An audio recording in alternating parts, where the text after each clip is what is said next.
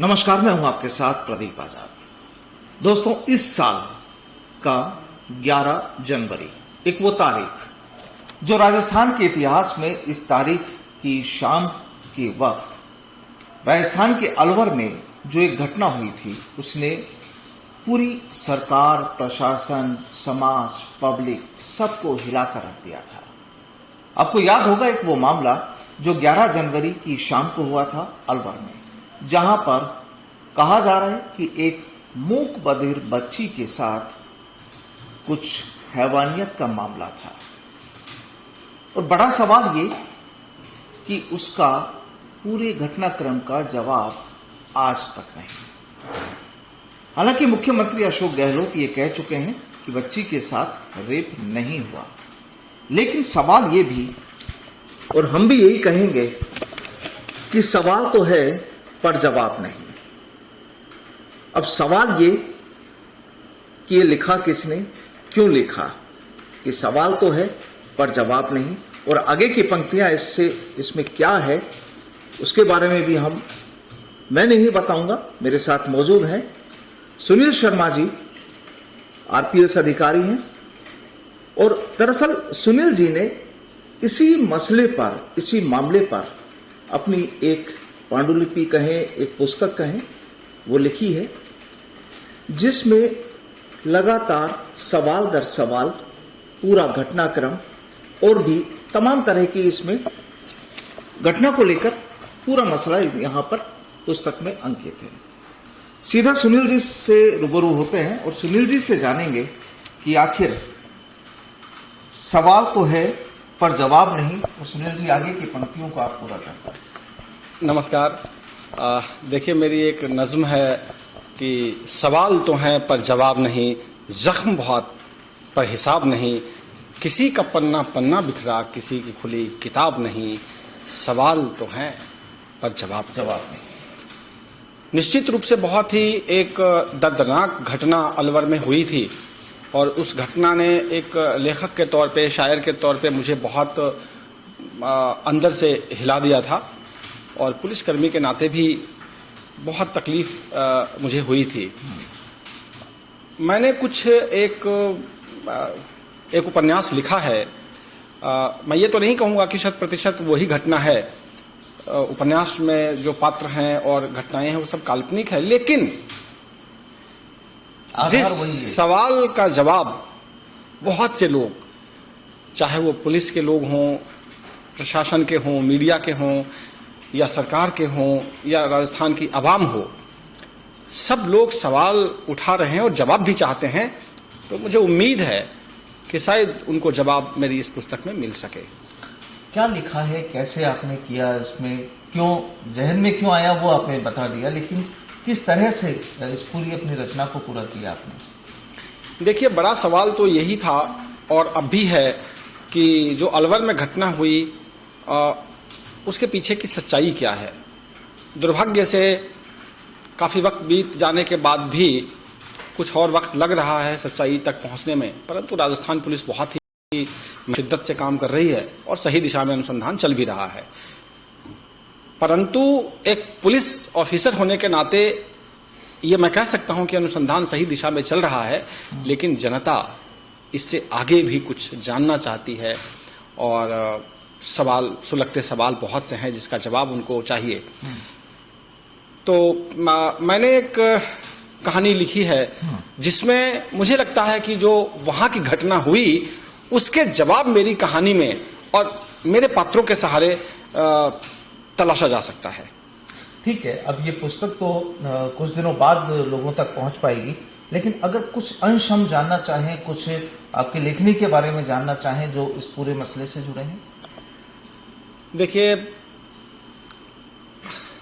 एक बहुत बड़ा सवाल जो है, सभी सवाल को लोग कोट कर रहे हैं कि जनता जवाब चाहती है, मीडिया जवाब चाहता है, सरकार, पुलिस, सभी, परंतु दर्द से गुजर रही उस बच्ची के भी कुछ सवाल हैं जिसका जवाब किसी के पास नहीं है। मैं यही कहना चाहता हूं कि उस बच्ची ने जो यंत्रणा झेली, जो दुख तकलीफ झेली, हम सब का दायित्व है कि उसके दुख तकलीफ को, यंत्रणा को कम करें। बजाय इसके कि उसकी तकलीफ को हम कम करें, लोगों ने इतने सवाल खड़े कर दिए उसके ऊपर कि आज वो दुष्कर्म पीड़िता बनके अभिशप्त है जीने के लिए, जबकि आज तक के अनुसंधान से यह स्पष्ट नहीं हो पाया है कि ऐसी घटना उसके साथ हुई।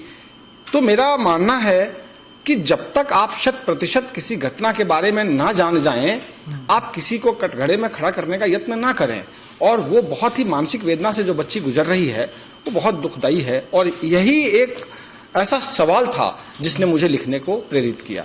मैं वही जानना चाह रहा हूँ कि कुछ अंश आप हमें बताइए कि उसमें लिखा क्या है।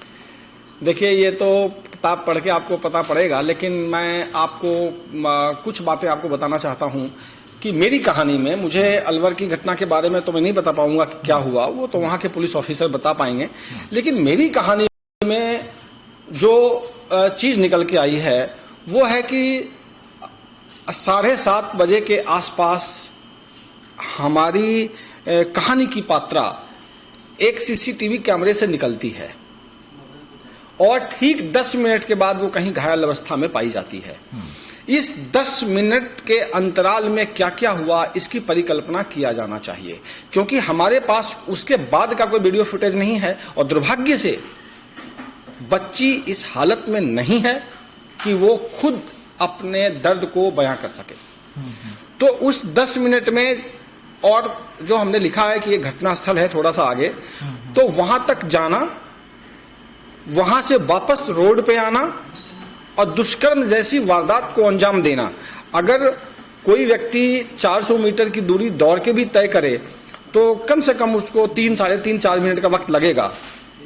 मैं मानता हूं कि ऐसी बच्ची जो दिन भर से परेशान हो, वो दौड़ के जाना उसके लिए संभव नहीं है। फिर भी ये भी हम मान लेते हैं कि किसी वाहन से उसको ले जाया गया और मेन सड़क जहां पे मेरे उपन्यास में घटना दर्शाया गया है, वहां पे कई इस प्रकार की घटना कारित नहीं की जा सकती है। तो वहां से पुलिया के नीचे जाना या किसी सुनसान खेत में जाना और फिर वापस आना, इस पूरी प्रक्रिया में आपका तकरीबन 6 से 6.5 7 मिनट का वक्त समाप्त हो जाता है। आपके पास हाथ में बचता है 2.5 मिनट 3 मिनट। 2.5-3 मिनट में दुष्कर्म करना, उसको कपड़े पहनाना और फिर चोट कारित करना, ये कतई संभव नहीं है।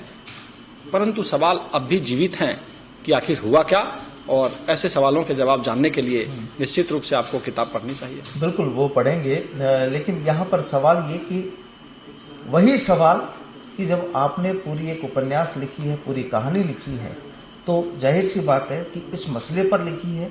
इस मसले को आपने, ठीक है, अपने काल्पनिक पात्र आपने तैयार किए हैं, लेकिन सवाल तो यहाँ पर सरकार पर भी होंगे, पुलिस पर भी होंगे, प्रशासन पर भी होंगे, मीडिया पर भी होंगे, समाज पर भी होंगे, सभी लोगों पर होंगे।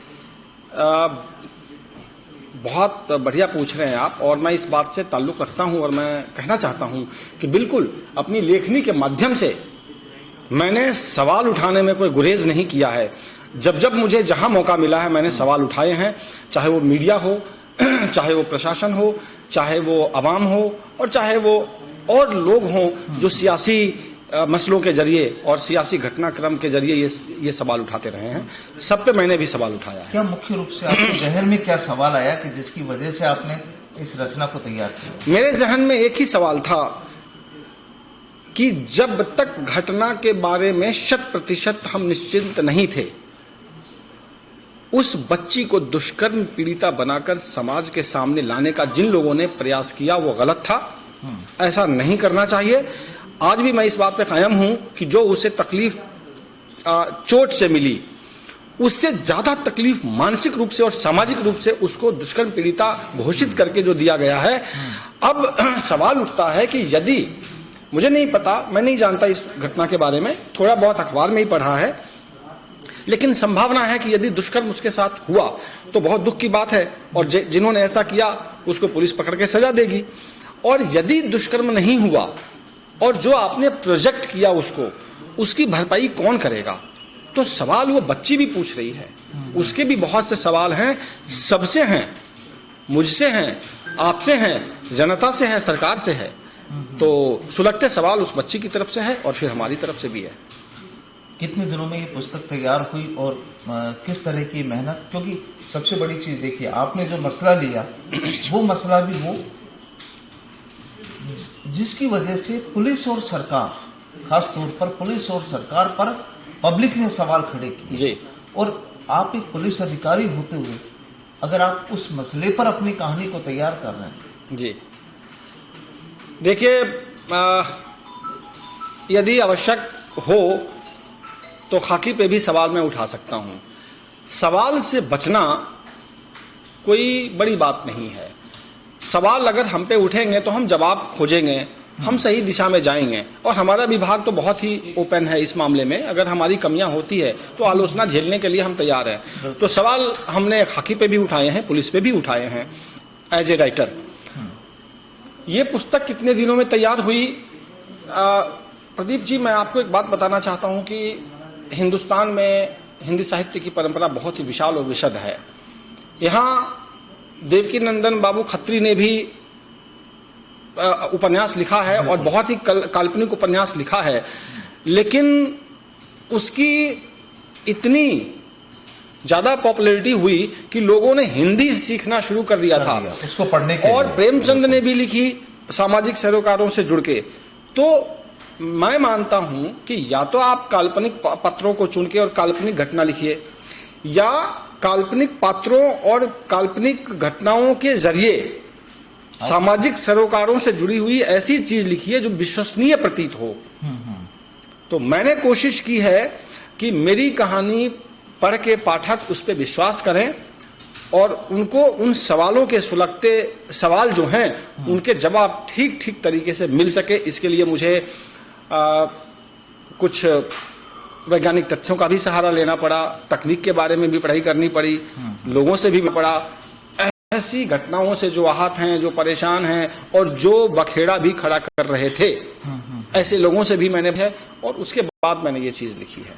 यानी पूरा लंबा वक्त और पूरी जानकारी और पूरा संकलन करके उसके बाद में आपने अपनी रचना को पूरा किया। जी, इसमें काफी वक्त लगा और मैं नहीं चाहता हूं कि कोई ऐसी चीज लिखूं जो पाठक के जहन में विश्वसनीय ना लगे।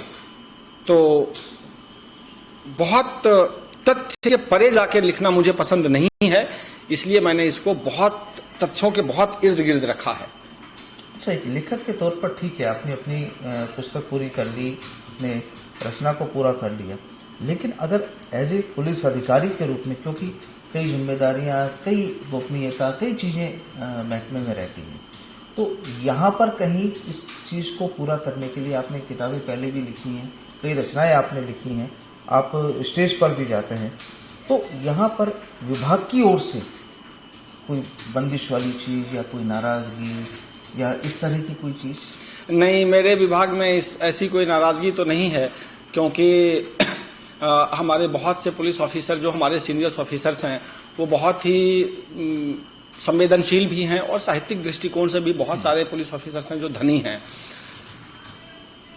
ये तो बात जरूर है, ये तो मैं जरूर कहूँगा कि कभी कभी हमारे कुछ साथी घटनाओं को छिपाने की कोशिश करते हैं, परंतु उसमें उनकी बदनीयती नहीं होती है।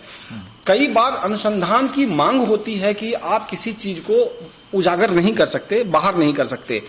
तो मैं तो यही कहूँगा कि मुझे जो अपेक्षित सहयोग मिलना चाहिए वो मिला, और लेखक के तौर पे जब व्यक्ति लिखने को निकल जाता है तो फिर रास्ते खुल जाते हैं और सहयोग करने वाले और भी बहुत से लोग मिल जाते हैं। और इस यात्रा में, इस लेखन यात्रा में बहुत से साथी, चाहे वो मीडिया के हों, चाहे वो चिकित्सा क्षेत्र के हों, चाहे वो फॉरेंसिक विज्ञान के हों, चाहे वो सियासी लोग हों, अवाम हैं वहाँ के, सब लोगों ने जो भी जिनके पास अपना मंतव्य और दृष्टिकोण था उन्होंने दिया और सबको संकलित करके मैंने इस पुस्तक को लिखने की कोशिश की। अच्छा, यहाँ पर क्या आपको एक सवाल कि क्या आप उस बच्ची से मिले?